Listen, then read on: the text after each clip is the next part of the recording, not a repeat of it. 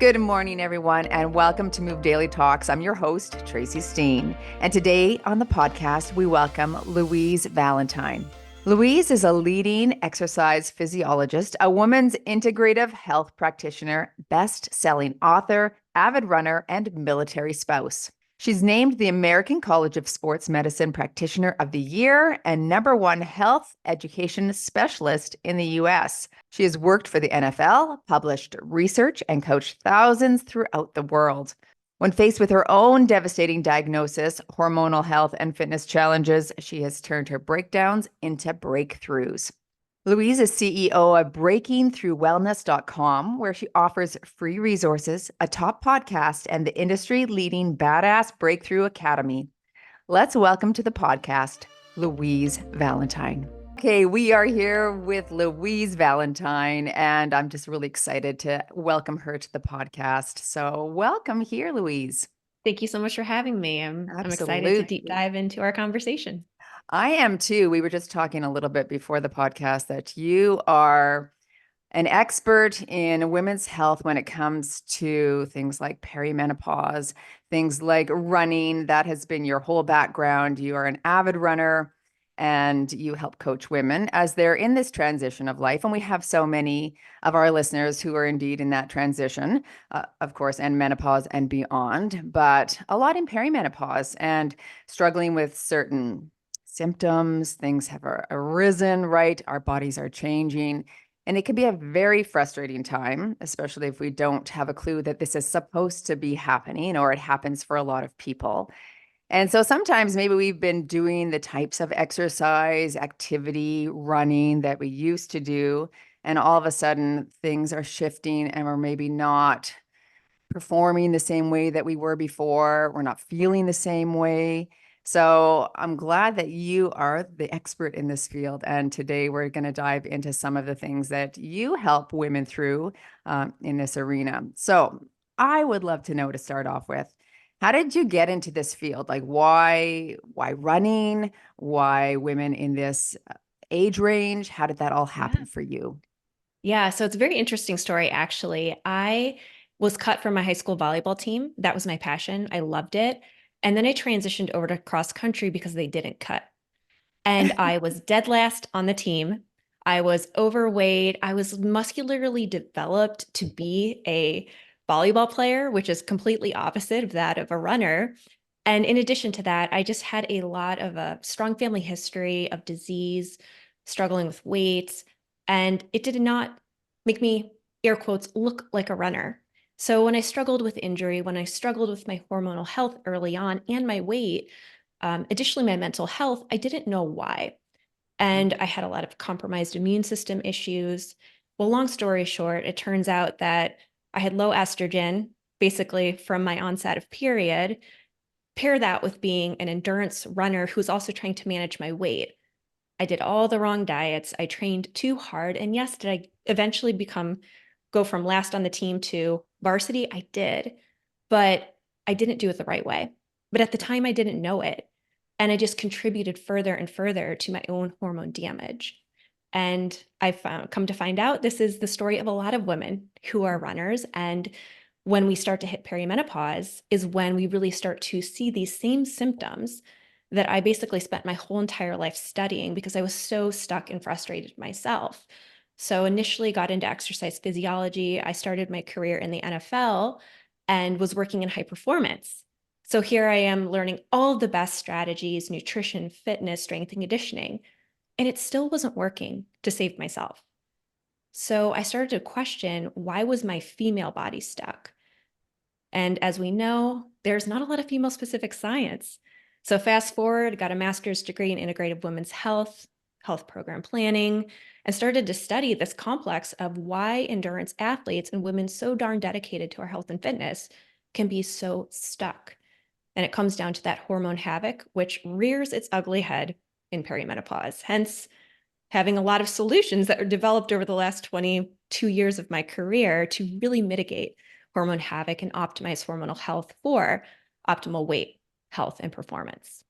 So you say hormone havoc. What does that look like? What is that typically what you see when you're working with female clients? Yeah, so it starts a lot more so exterior, right? It's vanity type. I've been working so hard in my fitness. I've been so dedicated, and I'm starting to see the stuck weight. I'm starting to lose that fit tone look, some of the belly fat. We notice really sluggish workouts, and it's really frustrating, and we're not really sure why. We might try a different diet. We might try an old diet or fitness program we once did, and then it's not working. And so we're like, what's going on? And typically this is in our late 30s, early 40s, and it's perimenopause, which not that many people are sharing. Perimenopause starts around age 35 for most women. Yeah, and so definitely we begin to see some of those shifts. So what are you introducing to these clients specifically that has helped them get over the hump of that shift? Yeah, so we are taking a huge step back and understanding how to work with our female physiology and not against it. So, what are those whole nourishing foods that protect our hormones, metabolism, gut health, keep inflammation low, and learn how to balance our blood sugar? Because without that nutritional foundation to support our best hormonal health, metabolism, and gut health and energy, it's really hard to lose weight. It's really hard to maximize body composition, and it's really, really hard to run our best. So, we really do start with a nutritional foundation first and foremost, looking specifically at where the individual is feeling symptoms. Because, as you mentioned, hormone havoc, what does that mean? For every woman, it shows up a little different. It could be erratic periods, it could be stuck weight, it could be losing your fit tone look, it could be skin changes, hair loss, hot flashes, cold flashes. I've heard it all pretty much at this point in my career. Yeah, no doubt you have. So with nutrition, let's get a little bit fine-tuned here because I'd love to give the listeners real good take-home strategies and things that they can begin to shift and work on. So you said gut health, right? We said hormone fluctuations. So what are some of the foods that we're maybe needing to keep adding, continue incorporating, or maybe ways of approaching nutrition that we have let go? What are some of the things that are really crucial, really important to begin to add back in? Yeah, so I think the most obvious and the one we've probably heard the most is just making sure we eat enough protein, which can Yeah. be challenging in and of itself. But good, high quality protein with nice amino acid profiles. I do see a lot of challenges for those who are plant-based. Now, amazing nutrition, yes, but amino acid profile, comparatively speaking to animal or like a whey-based protein in an egg, can be more optimally absorbed. So, in that instance, when I'm working with my vegetarian and vegans, we really have to dial in making sure you're getting enough of an amino acid called lysine, making sure that we're getting the best amino acid profiles possible, high quality protein powders. And typically, you want to eat your body weight in pounds. That's the amount of grams you'd want to hit per day on average, but we don't take it so literal. We give some flexibility, and based on an individual's health history, we might tweak that a bit. So I'd say Yeah. protein for sure. We want to look at low inflammatory foods. And when it comes to some misconceptions, we do want to have carbohydrates, but the right type and timing so that we still can mitigate insulin resistance and keep our blood sugar stable, which Okay. results in less cravings, less belly fat, and feeling good throughout the day.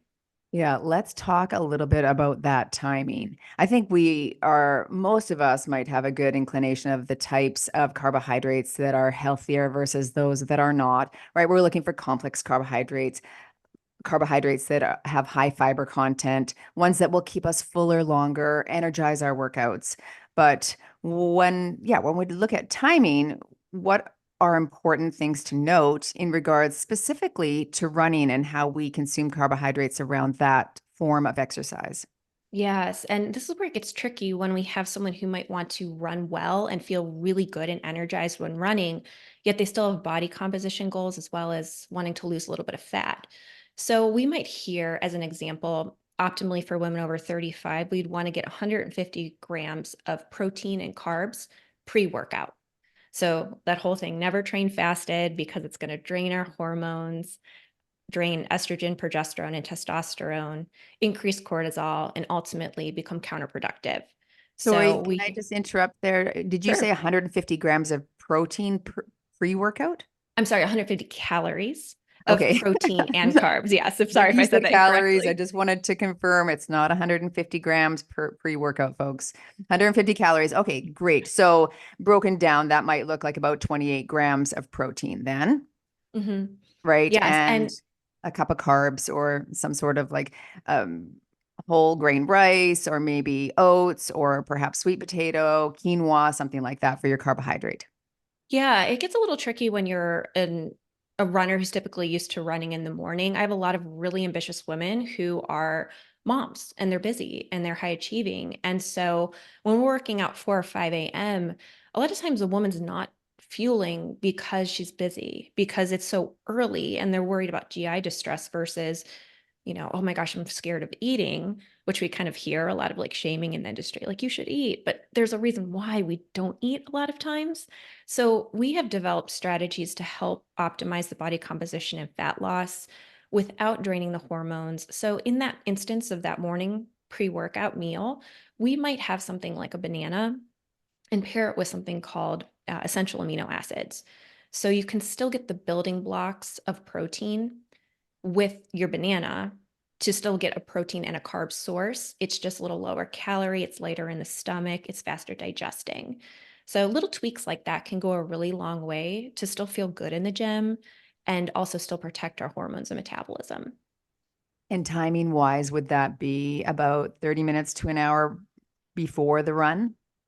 Well, for a lot of women who are getting up that early, they're going out the door.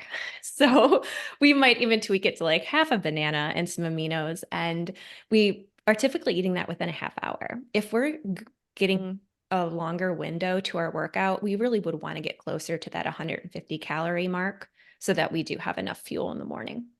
Are you always trying to pre-fuel your workouts? I know it's not always feasible. You're right. People get up at 5 a.m. We're not going to want them to get up at 4 a.m. in order to fuel their workout. But are you almost always trying to consider getting some sort of pre-workout fuel into your system before a run? Yes. Yes. And that's just to mitigate that stress cortisol response, which unfortunately is very counterproductive to hormonal health and why we see a lot of endurance athletes and runners really struggle with perimenopause early.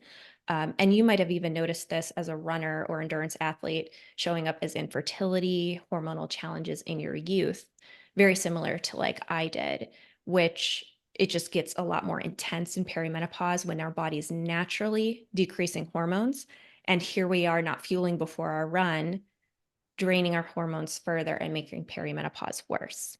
So, this is the specific area where it's very eye opening for a lot of women I work with, but they feel so amazing. They're able to go off medication, they have a beautiful weight management, optimal body composition, and can run their best in their 40s and 50s, which let's face it, a lot of women are slowing down and just to feel good and feel like you can keep going strong is very, very refreshing. I say I'm a trainer, and so training women in their fitness, but a lot of resistance training. And so there's always this conversation: should we eat before a workout? If we get up early, is it important? What if I'm doing intermittent fasting as a protocol to aid in my weight management? Do I still need to eat? And my suggestion is always to think of what your top goal is first. What's the top goal? If the top goal is to build and increase lean muscle tissue, then absolutely it should be very important to you to fuel before the workout, post workout to ensure that you're helping that muscle protein synthesis occur. But if your top goal is just to exercise, periodically throughout the week and feel good and lose some weight and increase longevity, it might not be as important to do that, getting up a little bit earlier. But if the top goal is to be an excellent runner and to improve your times and perhaps do a marathon, then yes, understanding what the proper protocols for pre and post workout fuel is, I think is really important. Would you agree with that? Yeah, and I think you bring up such a beautiful and valid point, and where we see just so much misinformation or dogmatic information, really meeting our clients where they're at. So, if, as an example, like a lot of the ambitious, like high achieving women I'm working, they are doing strength training, they are running, they are high level achieving in their job. They go, go, go. They might be physicians, they might be physical therapists, they might be trainers themselves. So in this complex, high energy demand day, yes, fueling before and avoiding the intermittent fasting would be a best approach. But to your point, for someone who's just getting started in fitness, light movement, looking to upregulate some of their stem cells, enhance longevity, they find intermittent fasting to be a strategy to help them cut back on calories. It fits in their life. It might be a much more comparable or complementary strategy to support their goals. So this space of like letting us as women define what works best for us is so critical. So I appreciate that you said that, because it just shows that there's an entire spectrum, but finding someone to help you navigate this is going to be key to your success because there are so many nuances. Yeah, a lot of noise in the space, isn't there? Oh my goodness. It's exhausting as a practitioner. It's like, oh, where's the science? Or can we just simplify that? Or maybe not be so harsh about it?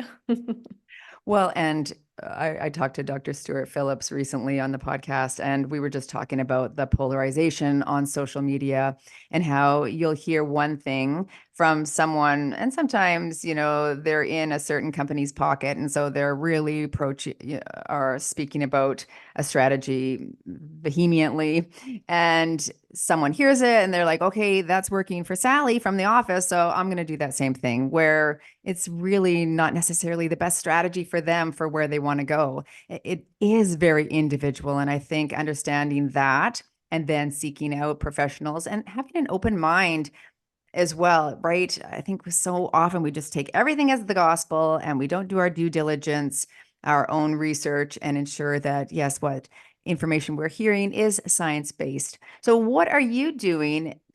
Like, I'm sure clients come to you and they're like, well, I heard that this works. I want to do this approach. How are you helping to sift through the noise in this space right now? Yeah, so I do have a free consult. So we do talk very closely about what are their specific goals, what have they been trying, what hasn't worked, in a robust intake form to really get a comprehensive understanding holistically of that person. And when I'm able to look at their food log, while they may have been very dedicated to a low carb lifestyle or keto, when they show me when their specific symptoms are showing up, I can very easily point back and tell them why. So it's really around the education around how your female body works that's so empowering, because once we know that, we can't not know that. As an example, how those whole nourishing carbs are feeding our gut microbiome. Well, if you're slow and you're sluggish and you're seeing body composition changes and you're bloating, and all of a sudden you have GI distress, it's time to add some carbohydrates back in.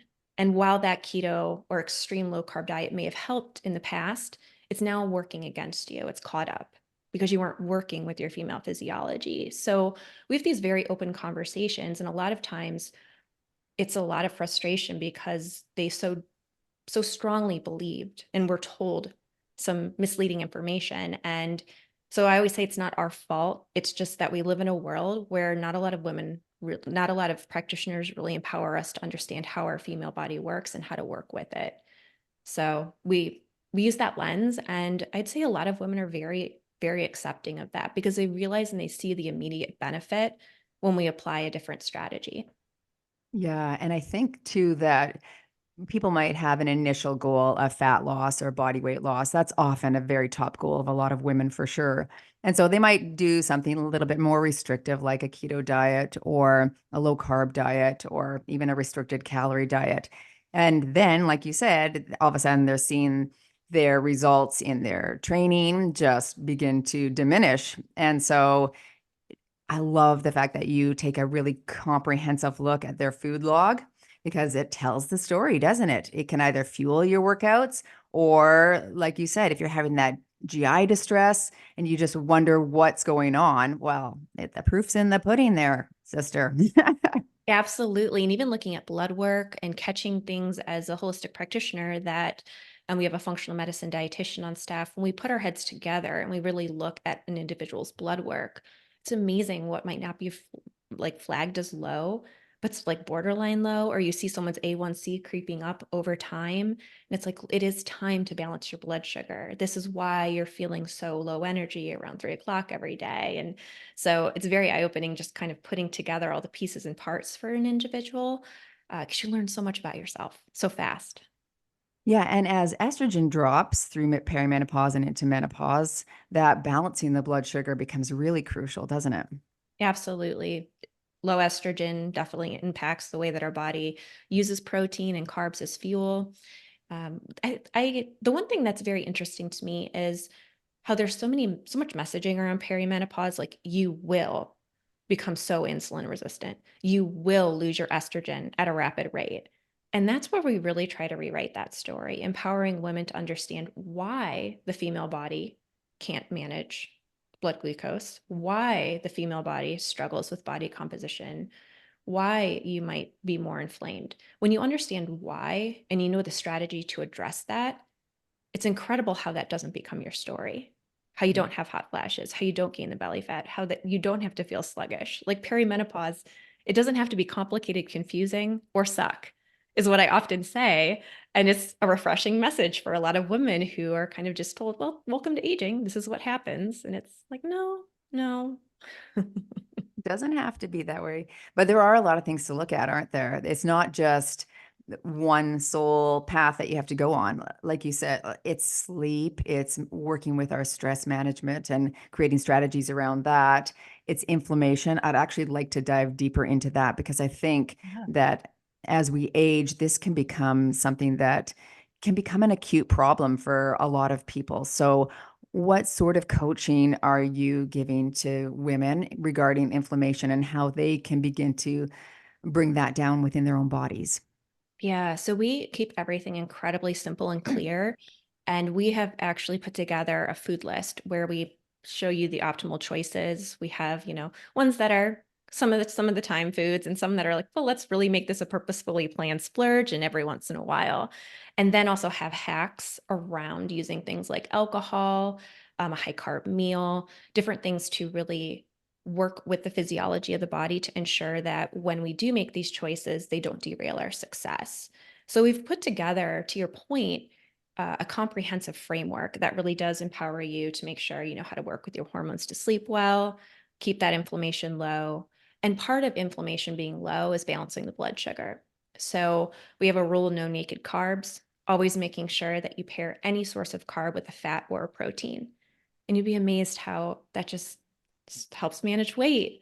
It can help you lose fat. It can help your energy stay stable. You don't have hot flashes or night sweats. It's really, it comes down to consistency of keeping that low inflammatory diet, blood sugar balanced, getting enough protein, enough, like you said earlier, fiber, fruits and vegetables, and you live a pretty beautiful life.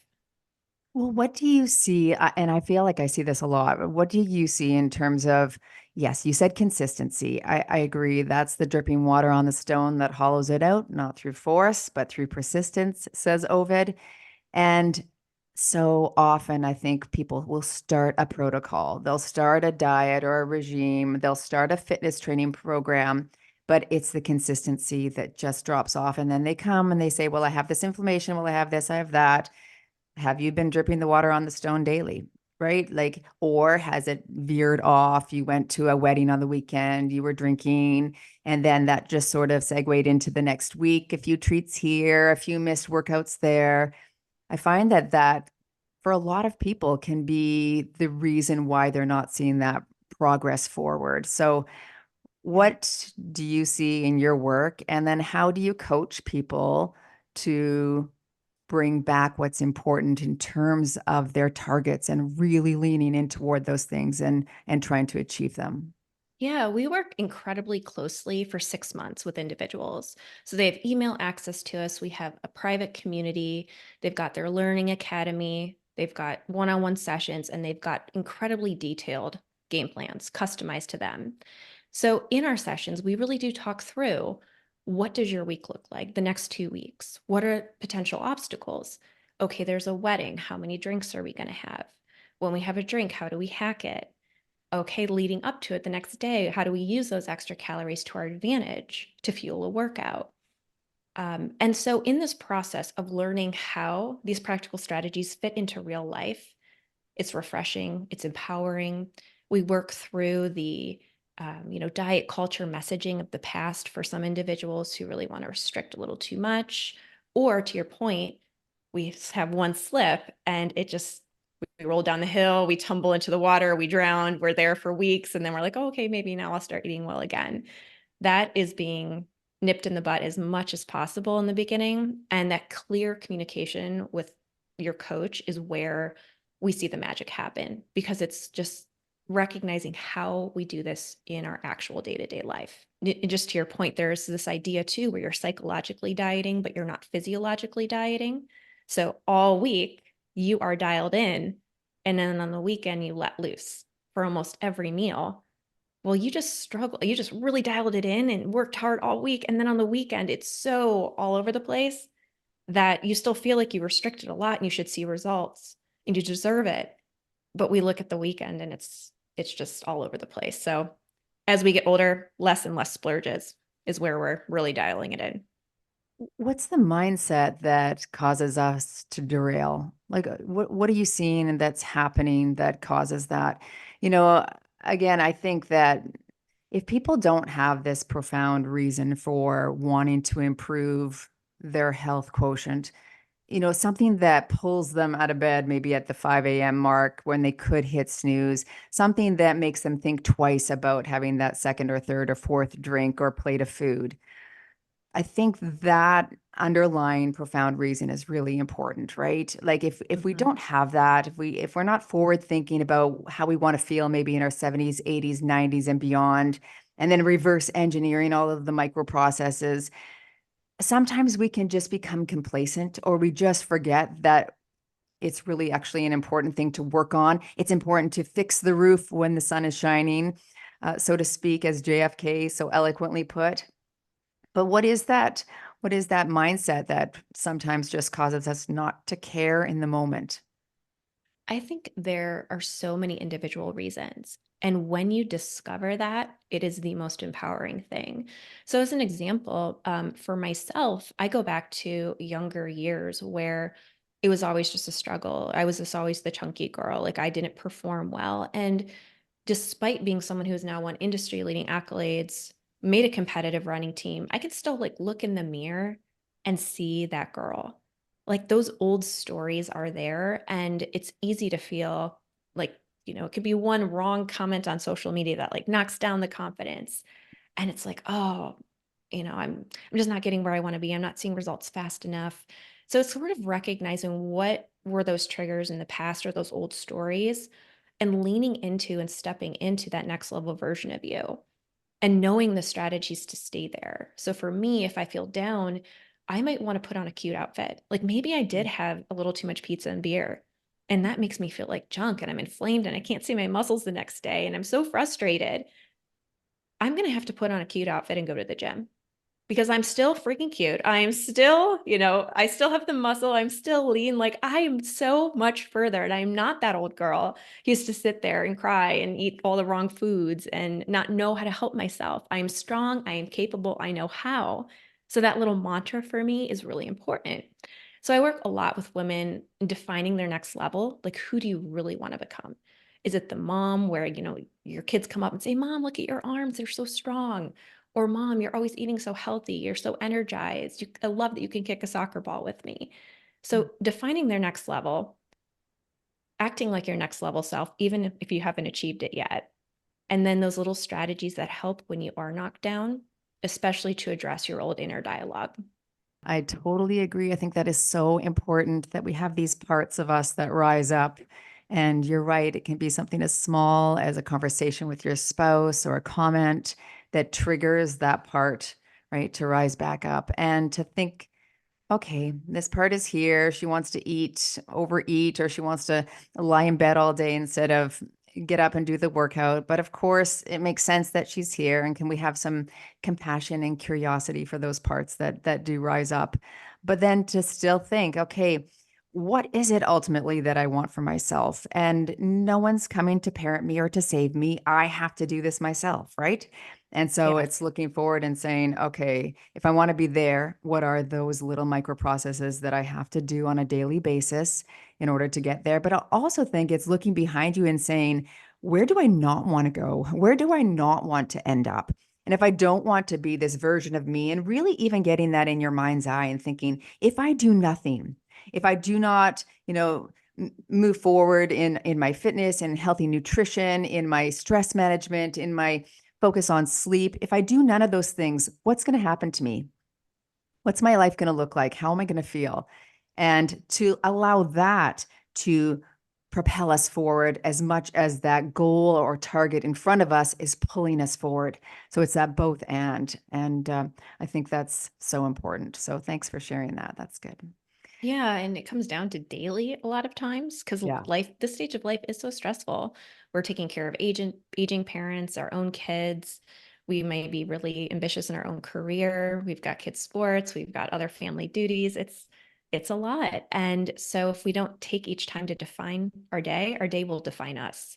So we really work with just small little daily mindset strategy in the morning and work around those daily small wins and tasks and priorities. And with that consistency, I see a lot of success. So just keeping it as simple as possible, though, because we can get in a whole like rabbit hole of a morning routine and then it's overwhelming. And who's going to do that? Well, I follow one guy on Instagram that does that. What's his I mean, name? to those who can do that, that is Well, incredible. sure. Go, But go for yes, it. we got to be flexible. I think that's important too. I had a comment on my YouTube channel. I did a workout. Actually, it's out today called Muscles in Menopause with sprint training. So we have sprint training at the end. And there was a comment that said, my doctor told me that I shouldn't be doing any more cardio. Like, what? And then a whole bunch of comments were underneath, and the comments were like, why shouldn't you be doing cardio? And there is this concept amongst some even health professionals that we should no longer have any cardiovascular work. It's all resistance training. That should be the focus, specifically or especially as we age. Of course, I am not in agreement with that. I think we need to train our cardiorespiratory system. We need to do that zone 2 cardio training, but along with our VO2 max training. And so I'd love to hear your insight, your thoughts about that. Yes, definitely that comprehensive approach to your health, fitness, and longevity. And I think that that would be recommendation made in a complete silo. Like that person is not looking at protecting a woman against breast cancer, against cancers. I mean, when we look at studies, yes, we see strength training does slightly rise above, according to some meta-analyses, that it's more protective for longevity and health. But when you pair strength with cardio, it's significantly better in terms of longevity outcomes, disease prevention. And you need cardiovascular health, especially women, cardiovascular disease being, a strong killer of women. So, I Yeah. mean, to say that you wouldn't want to protect your cardiovascular fitness is pretty ludicrous. And I think that's where I almost don't even want to entertain stuff like that sometimes because it's just so ludicrous. And yes, I would educate a person around why that's not the correct messaging, but it's you just have to take a step back and let something like that go and just empower that woman with the knowledge to know, yes, that person might have an MD behind their name, but when we look at your holistic well-being, this these are the strategies that are going to work best for you. And for some, sprint training is amazing. That getting a little bit of that like hit type stress on our body is amazing for cortisol management. But then there comes the point where you can do too much cardio. Yeah. So I'd educate around we want a little bit of hit, not all the time. We Right. want some slow, long distance training if you're a runner. Yes, we need to have an aerobic base. And we can do a lot of metabolic conditioning to protect our metabolism as we age, as well as prevent disease. What sort of strength training complement are you putting with people who are longer distance runners? So I do have a comprehensive strength training program and library that comes with my program. So I have a lot of women who are looking just to have like a long, lean look to their body, a fit tone look. So we do have more specific physique type training. And then we also have very specific running injury prevention and performance. I do blend both of those though, because most everyday recreational women runners will want a little bit of both of that. So that's really what my program is built around. But we are looking at ensuring that we're lifting heavy. So, like 3 sets of 10 is a great rep range for most women. We're adding in some light power. We are also adding in slow, mindful training, which recent research is showing is so important to seeing incredible efficient results. So we might work through a lot of eccentric type training, making sure it's heavy, but first and foremost, that form is good. Yeah. Yes. Form has to trump. Absolutely. So you help women achieve body composition changes without harming hormones and metabolism. You did say some people have this, I want a long, lean, toned look. Why did you start this mission and sort of make that your focus? Because I did it all wrong myself. Right. And I was literally at the highest level of performance working in the NFL, all of the cutting edge science and research and strength and conditioning. I went into designing award-winning women's health interventions after my master's program, was named the #1 certified health education specialist in the US, like all of these top accolades. Yet here I was doing everything wrong myself in my own programming. And I was pairing dieting with, I tried the latest and the greatest, high carb, low carb, carbohydrate timing, cycling, being low calorie all the time to try and cut weight. So, in that, ambitious woman who really wants and dedicates her life to health and fitness developed different strategies to help lean out, to help lose the body fat, but also protect the lean mass. Because I was diagnosed with osteoporosis at age 33. Whoa. Yes. That's So, young. Yeah. and looking at what caused that was a lot of endurance training paired with dieting, but Not also I enough had eating. compromised. Yeah, Yeah. and I also had compromised gut health. So Mm. even when I became very knowledgeable in dietetics, health, fitness, and human performance, I wasn't under fueling, but my gut health wasn't optimal, so I wasn't absorbing what I ate. So I would eat like 27 different fruits and vegetables, 2,500 calories in a day. And then my lab work would come back and was completely deficient in amino acids, all sorts of vitamins and minerals. So I was really, my eyes were opened in terms of what chronic dieting is doing to women, misunderstandings around how do we fuel optimal hormonal health and gut health. And so it became my mission to prevent what happened to me from happening to other women because we do want to have it all. There's just a much more strategic path where we can protect our female health and longevity. I think we have a lot of listeners who maybe don't have osteoporosis, but osteopenia, or maybe they're en route to developing that. What sort of recommendations would you give to those women who maybe still want to run, but now have something that is beginning to, possibly get worse if they continue on this trajectory? Yes. And, just to put into perspective, I do now have osteopenia. I am Great. reversing my Okay, osteoporosis good. 100% Yeah, without medication. yeah. So it is so very possible if you're doing a less is more approach to your cardio, if you have the complementary strength training, even doing some plyometric jumps, just 3 sets of 10 while your coffee's brewing in the morning, getting that nice, impact on your spine, on your bones, ensuring you're eating enough protein, taking a really high quality multivitamin can help fill gaps if you are nutrient deficient, a nice whole foods diet, not restricting certain food groups, and getting your fruits and vegetables can be very basic approach, but it's comprehensive enough that it protects your health if you're consistent. And that is the key again. I really believe that. I mean, the good information is there. We just have to be diligent to be consistent and follow it on a daily basis. Absolutely. Yeah. Absolutely. What's up and coming for you? What's fun? What's exciting? What's new on the horizon? What are you offering? Let's let our listeners have a peek into what's coming up in your life. Yeah, I am absolutely loving running our Badass Breakthrough Academy program. It is 6 months of one-on-one comprehensive support. If you are looking to ditch perimenopause hormone havoc with a really sustainable, practical approach. So, I work a lot with ambitious runners who want to be strong, energized, and injury free. And that can be you only run a few days per week. or it can be that you're still chasing PRs. And I work with a lot with women who are really feeling stuck. You might have those heavy periods. You might be considering HRT and you're at a younger age, like your late 30s, early 40s, and you're thinking, I don't want to be on medication for the rest of my life. Is there a way to protect my hormones, my metabolism, and still see my fitness goals through with more of a whole foods or holistic approach?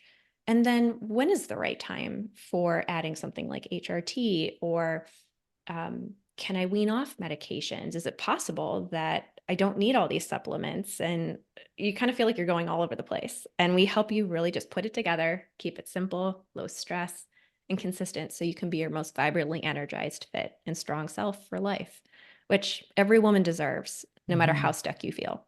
Yeah, absolutely. That's what we all want. You've hit the nail on the head. Absolutely. Yeah. Okay, Louise, where can people find you on social? How can people work with you and get a hold of you?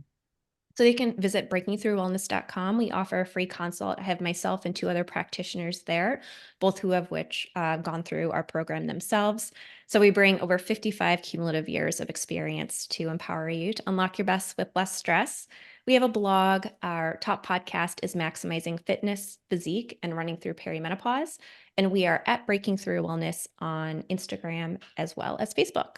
So lots of different spots to find us. I'd say the website, breakingthroughwellness.com, is the one-stop shop. Wonderful. So many great tips today. Thanks so much for coming on and sharing with our audience. I appreciate that. Well, thank you so much. And I appreciate your mission in the world to just to empower women and individuals to move daily. Like, Yeah. yeah, that's what it comes down to, guys. Amen, sister. Absolutely.